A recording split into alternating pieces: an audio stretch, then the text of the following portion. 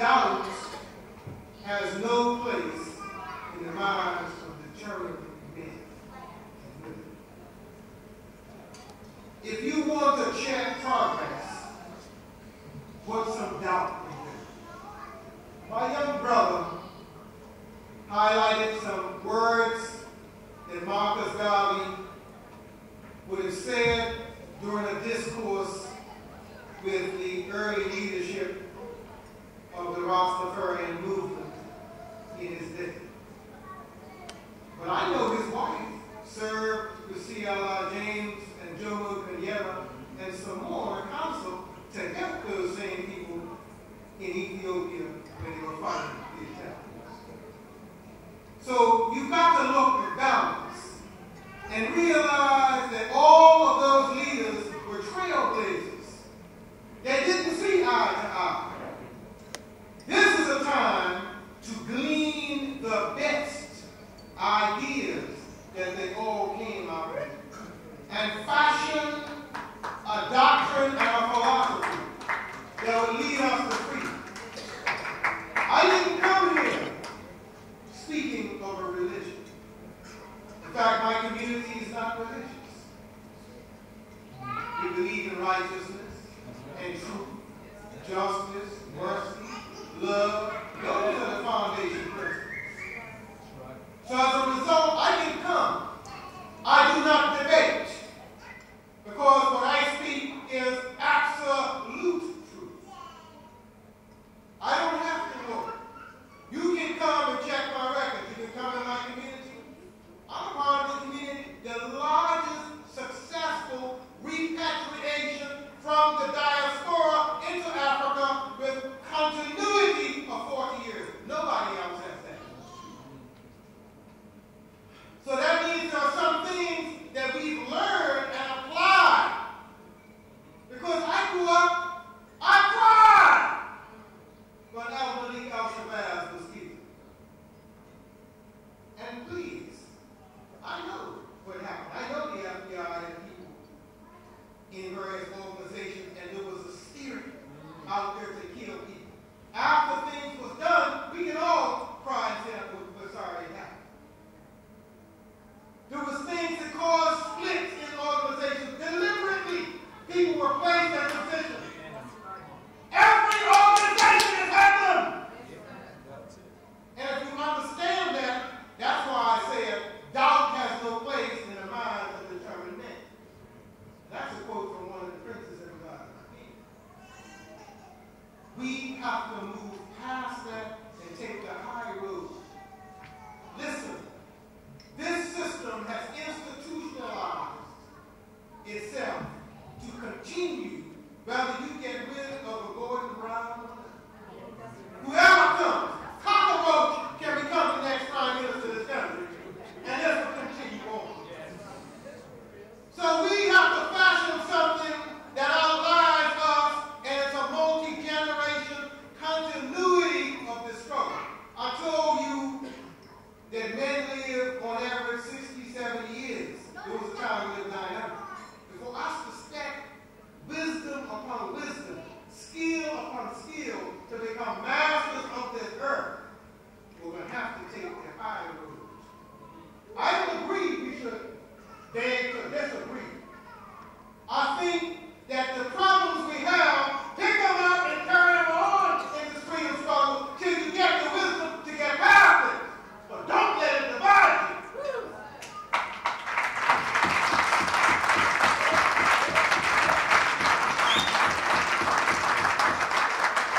We would like Buria Congo to respond. Thank you. I would like to follow the word Mama said. I think from the words she said, I will say this. We have to try to do it today, so when we go back home, go in the kitchen, put a pot on the fire, and take a fish pudding, take rice pudding, beans pudding, potatoes put in. Mix them all together in one pot and cook them. And then try to test if what kind of taste will come out from. I think in the end you have diarrhea in the toilet.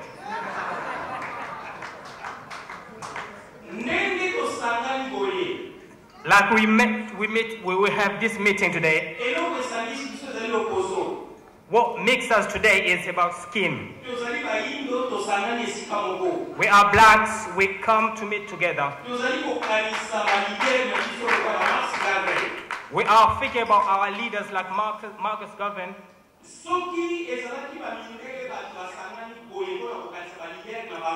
If it was what people came together like this to think about or to remember their leaders, I think we will never hear about any black leader's name on this place. If it was Indian was here today, you will never hear about any black leader, black leader name in their meeting.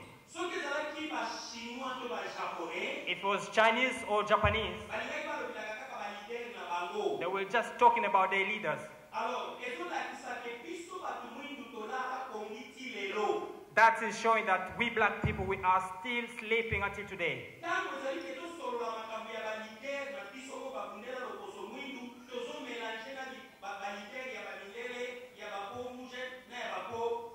When we are talking about our own leaders today, and we are mixing up with yellow leaders, white leaders, it's just like, you know,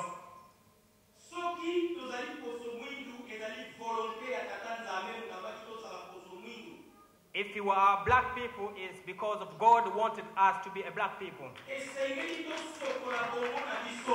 We have to clean our system. To go back from the beginning, from where the way our ancestors started.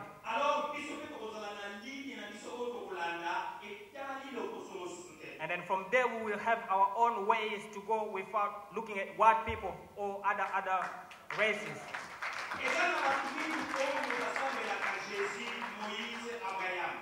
There are so many people who worship Jesus or Abraham.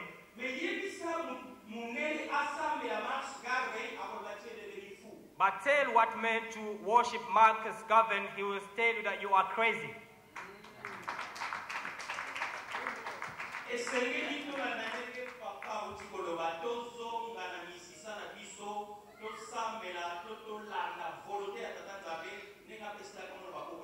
We should listen, like whoever said, that we should listen to our own leaders and then follow the way that we're supposed to follow. Thank you.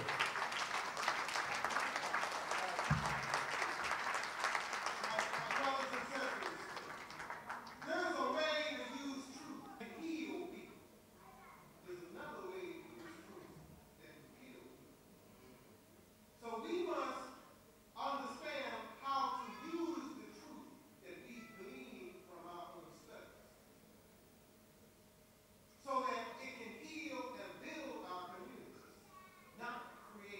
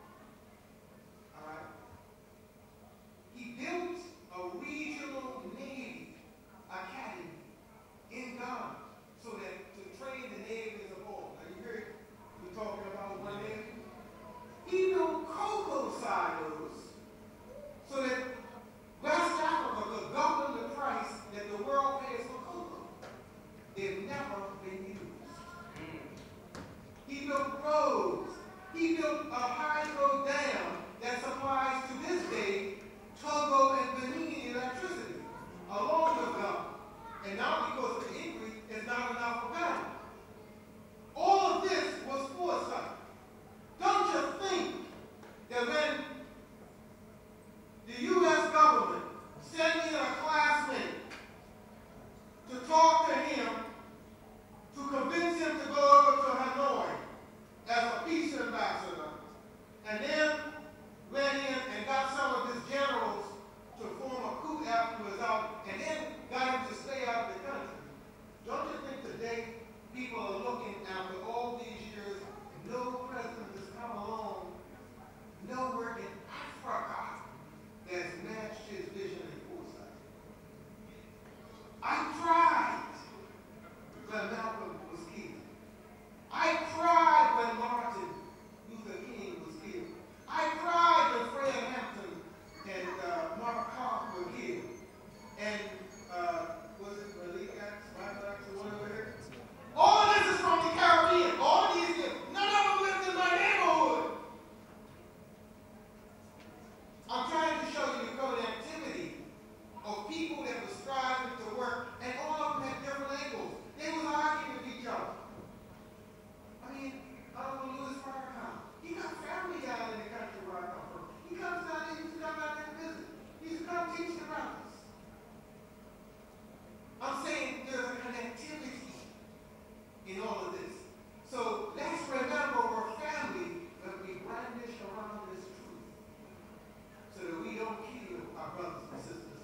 We heal, we revitalize, a revival of the Holy Spirit, so that we have the force and the energy to take on this paper tiger. That's all we're fighting is a paper tiger. He promotes an imitation of life. That's all we're fighting. So that we can get to the point that we stop deifying money and start deifying humanity.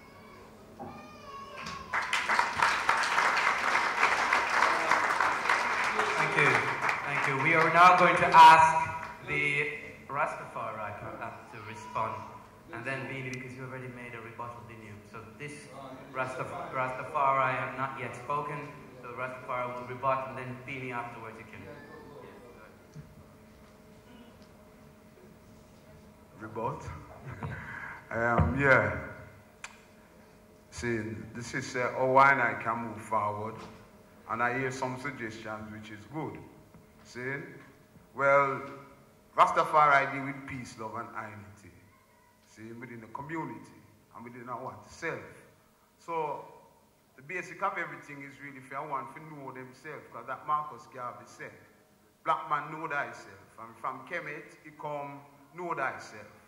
See, so when I want to know that themselves and them purpose, what them they on this planet Earth for, then they can work together and they can work with like minds. See, so is that really I deal with? No really come to fight down no religion.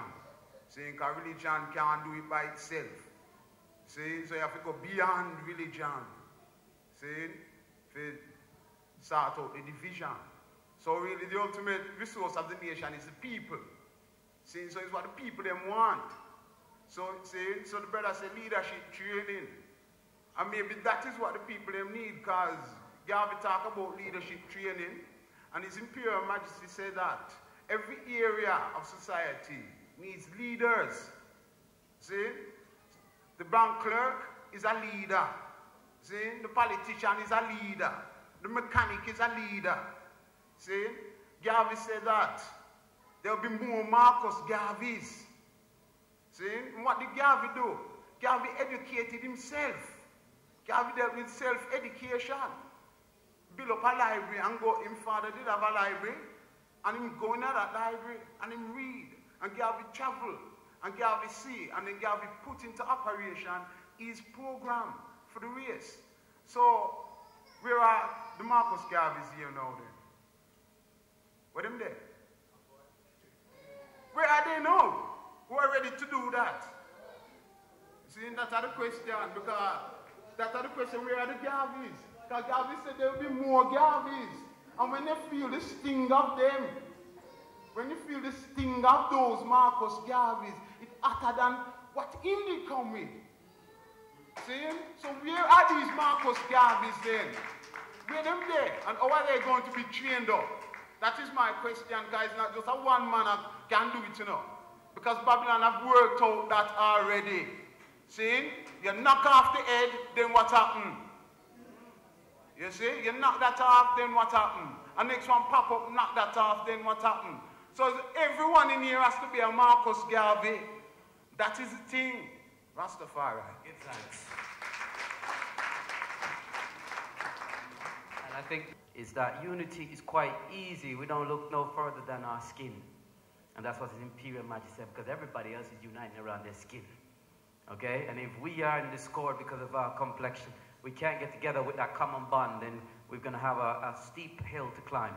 We have Beanie would like to rebuttal, and then we have a question from my sister over there who has been aching to. So we'll start with the sister. Okay? Did you ask a question already? No, the brother first, then the sister. So Beanie, make your rebuttal brief, and then we'll go to the other two.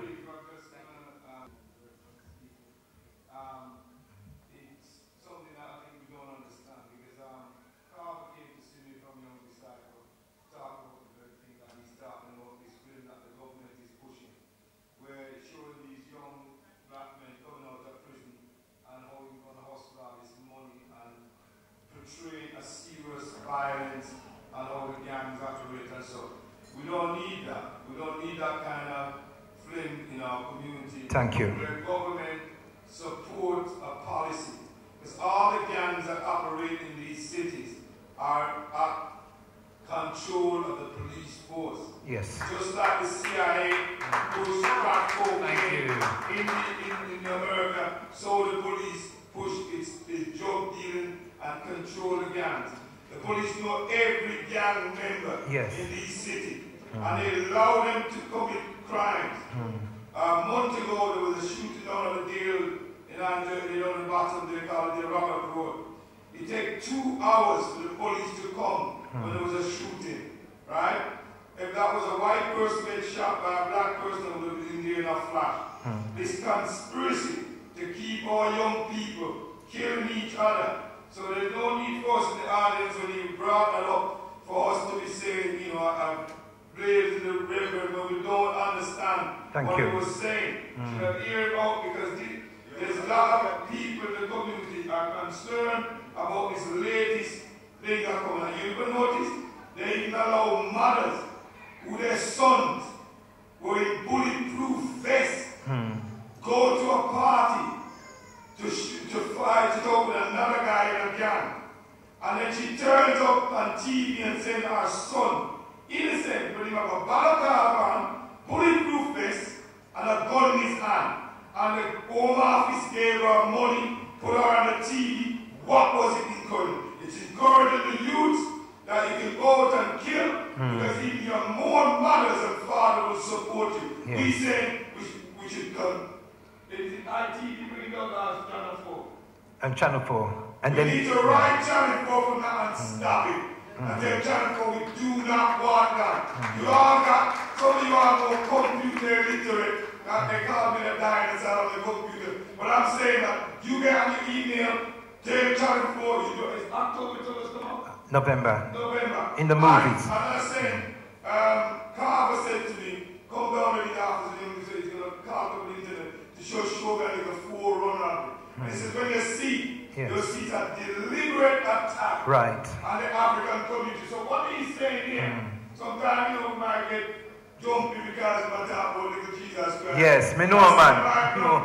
So what I'm saying that we need to just listen to that thing when you're talking about, because it's important to stop that film coming up and show that. Thank you, Beanie. It's just like Trevor McDonald going to the Caribbean, all he could show was white people, and whenever he goes show the black people, he show them in a gang situation. Right. And that coconut should get blazed by us. Thank you, Beanie. He was only fulfilling his prime directive. Okay. Now our next panelist, Pastor, would like to make a comment. Yes. Thank you very much, Beanie. Can you give Beanie a hand for me, please? Thank you very much. I know it wouldn't be easy for me coming from the church, and because most of you believe, say, listen, let me tell you something. I don't check for no blue-eyed guy, okay? Hold on. I think he's done well, right, because there's not much pastors who would have accepted. You ain't see no Christians come in, man. Yeah, so you have to respect that still, right? Car, you know what I mean? Yeah, because we're all black and we all love God, so we have to respect that. Yeah? Okay, thank you very much. Yeah, thank you for being here, for explaining, but I grew up in Answorth. I'm now 46 next week. I know the actions of the police. I was born and grown up in Thorny Road, so I know. So what I do now, because of the God in me and the renewing of my mind, I use my spirit to fight against the powers that be. But the youths don't know that. They go about it the wrong way, and they're fighting and killing each other. So the mantle that I have is to show them the right way and to help them to come out of the system that they're in. Somebody want to ask me a question down there? Stand up, please. Thank you. Yeah. Yeah.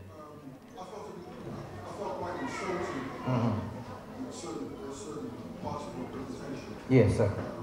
You used to mention that people were cursed, and I'd like to quantify that. Okay. You seem to go through saying that we were cursed, then moving on to a different word using abuse, and then coming back and justifying it using biblical scriptures, which really didn't fit what he was actually saying. So I'd like to just Thank you. qualify that. Thank you very much. Can I make One question, please. Go Yeah. ahead.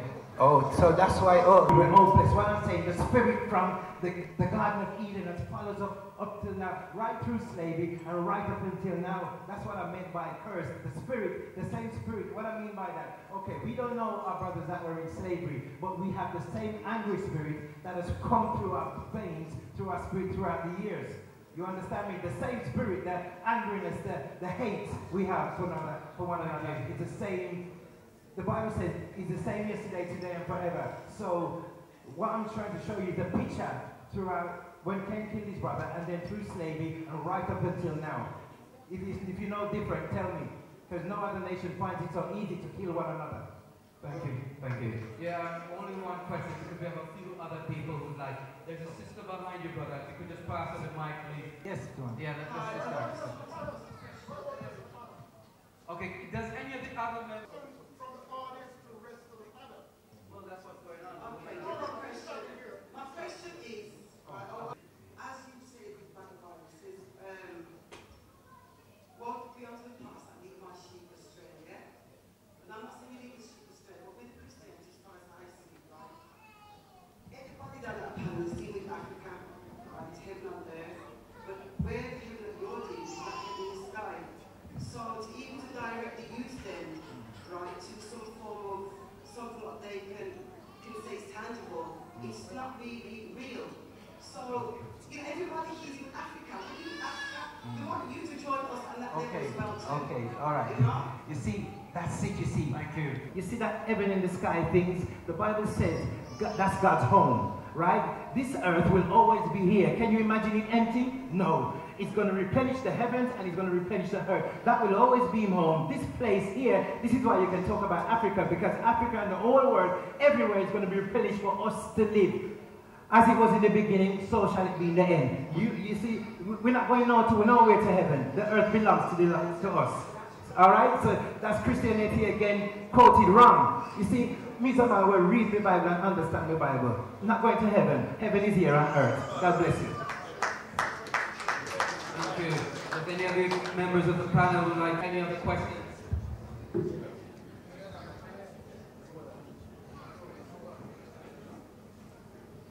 Seeing through Ethiopian African spectacle is not going to be beneficial for us.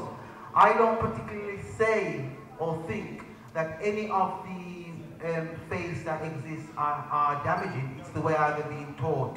And we're not actually receiving them as African people, because to disrespect any of the religions, it's already been said, and if you read in history you will find that all of the religions came out of Africa. They are African religion. Christianity, we know that the concept of the resurrection, the Savior, that is 6,000 years plus in Africa, so it is an African ideology, an African concept. So what we might be able to say, or what we may conclude is that, right, people may be maybe misunderstanding or have been indoctrinated to believe a Christianity alien to African Christianity or African Islam or African any other form of spirituality. So I don't think that it's a diss on the religion or the Bible.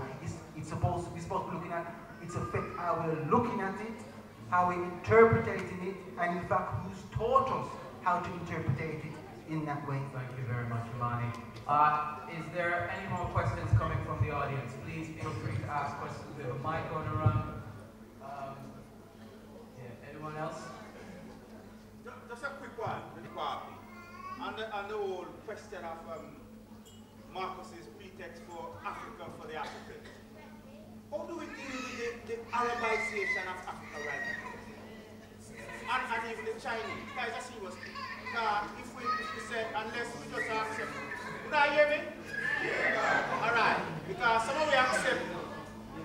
Alright, let's have you use the mic and then you hear. You can't answer the question.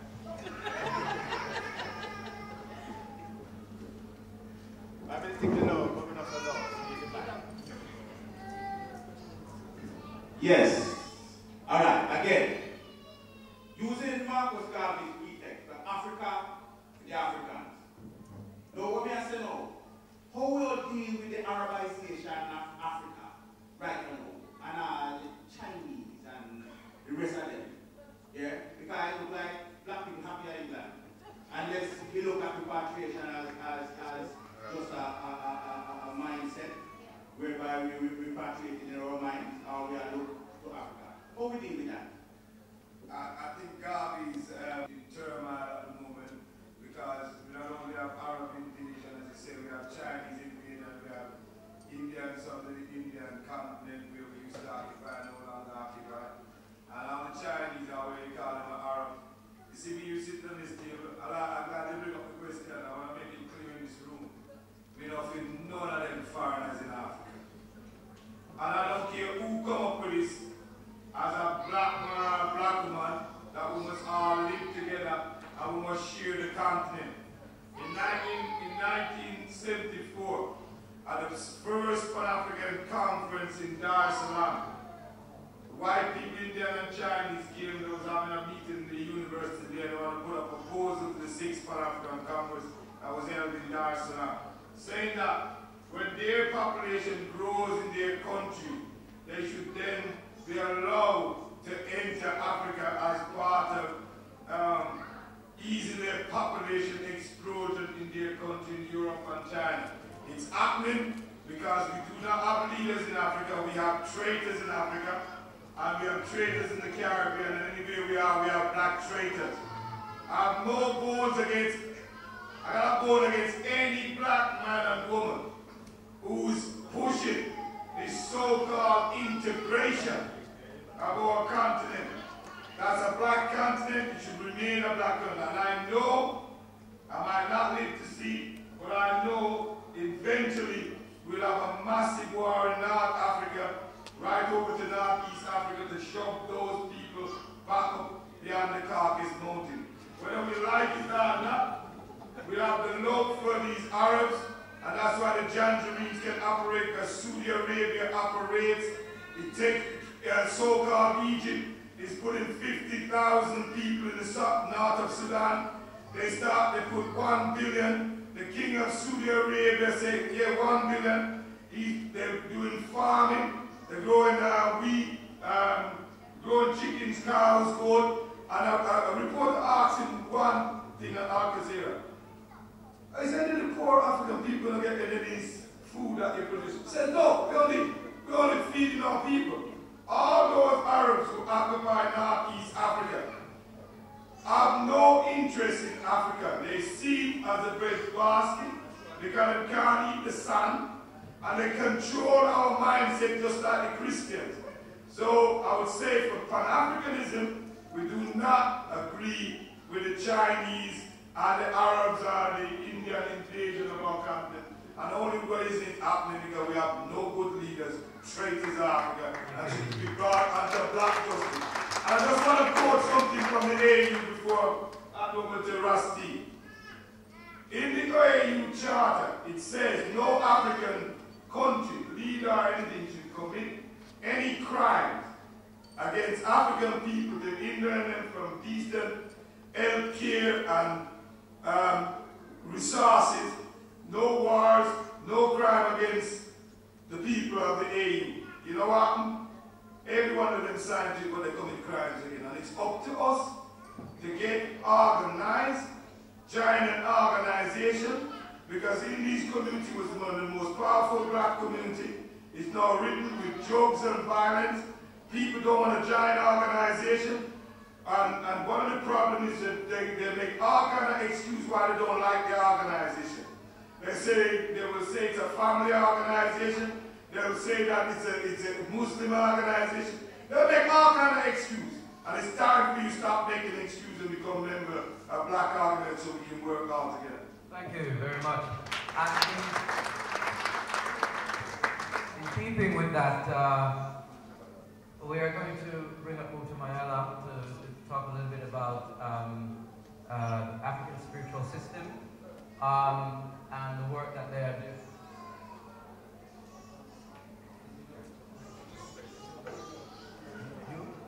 You want to respond?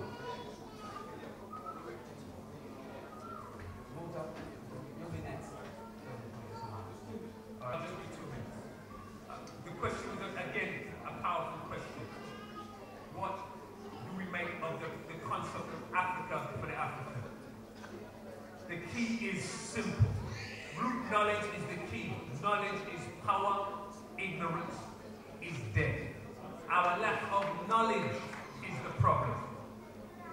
We will never be able to free Africa until we have superior wisdom and superior knowledge. We have to understand again the root of all of this, the global circumstance, is to understand who the enemy of black people is. Who the enemy of black people is the one that's currently in control of Africa. The enemy of black people in this country is in control of the minds of our young people. The enemy is the one that has always had only one interest in Africa. They love Africa, the material, but they hate the African. And that translates to everything that's the problem on this planet. The material is more important than the human being. That's the big problem. So their whole investment is in killing human beings and investing in that which makes them rich. Materialism is the problem. And that's why our children are killing themselves. Not because of love of their fellow brother on the street, but for a mobile phone, a pair of trainers, for drugs money. Come on. Their whole essence is to drive for the acquisition of money, materials. It's the destruction of the family. The family is a spiritual unit given to us by the Creator. The family has been destroyed so that the children are being educated and taught by the enemy of God himself through media, through society's tools. The whole thing is about understanding the three keys. That's right. The knowledge of God, the knowledge of self being black, original spiritual people, and the knowledge of the enemy being the enemy being in control of this planet for the last 6,000 years and being one style and fashion in the acquisition of material.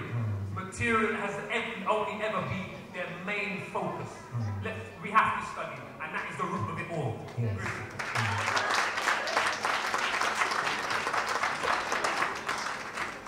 Our next, thank you very much for joining us for the panel discussion. We're not finished yet. We have another brother coming from Israel who would like to say a few words, and then we have another brother who's coming from the Congo who would also like to say a few words about what they're doing. So stay seated, keep the positive vibe, try and be quiet. I know you have a lot to say to each other, but if you could please keep your discussions for when we have a break, okay? So we'll stop. All right. I'm a brother here. Greetings. Yeah, my main issue, straight from the heart, is the TV. Yeah? Like the man was just saying, materialism and that what everyone's striving to get. The whole scene of that, comes from the TV. It's TV, that's got us. where we are today. As much as we grow up here and realize, okay, then we're in a system now here, and it's fighting against us, yeah? The only reason why the cycle continues is because of this TV and channel. Remember me told you, as soon as we turn off this TV and get rid of it, our thoughts, our powers, you know what I'm saying, will rise up. Yeah? That's all me have to say. Get rid of the TV. Yeah? Bless. Very good point by the brother. Thank you once again, brother, for that. Thank you. And if you don't believe it, brother, you can read 1984 by George Orwell. You can come up when Mucha Mayala come up. You can also accompany him. All right? Now we have the two elders from Israel, part of the Hebrew Israelites. And they'll be they will have a discussion or talk, a seminar coming up next Saturday. They'll give you more information about that. Thank you. Please welcome them. They're coming all the way from Israel. Thank you. First and foremost, we'd like to give all honor and praise to the creator of heaven and earth, to our anointed personage, Nabi, to all of our brothers and sisters that are gathered here today to commemorate Marcus Garvey, and to come together so that we can conceptualize, to unite ourselves, so that we can liberate our people wherever they are on the four corners of this earth. I greet you in the holy tongue, shalom, shalom. I know you've been here a long time. We don't really have a lot of things to mention to you, but I could not go without thanking my brother Kez and Kaluma, and my brother and all our distinguished panelists. My brother Scholar D, Crown Brother Scholar D, we both are a member of the scholarship body of the Jerusalem Scholarship Body in Israel. We are members also of the African Hebrew Israelite community of Jerusalem. We have been outside of the United States for 40 years. So one of the things that we can teach you is how to survive outside of European lands. And I know you might think, well, you're in Israel, you're in a European land. Well, if I brought you to Israel today, I could introduce you to 10,000 of Africans that live in Israel and have never left Israel. But when you see Israel on CNN and BBC, you only see Jews calling themselves the holy people, and then you see Palestinians that say that the Jews took the land away from them. But we want you to know that both of those people have a European ancestry. Did you hear what I said? Yes. Okay, so one of the things that we want to say also, that we are proud to be members of the Jerusalem Brotherhood in the land of Israel.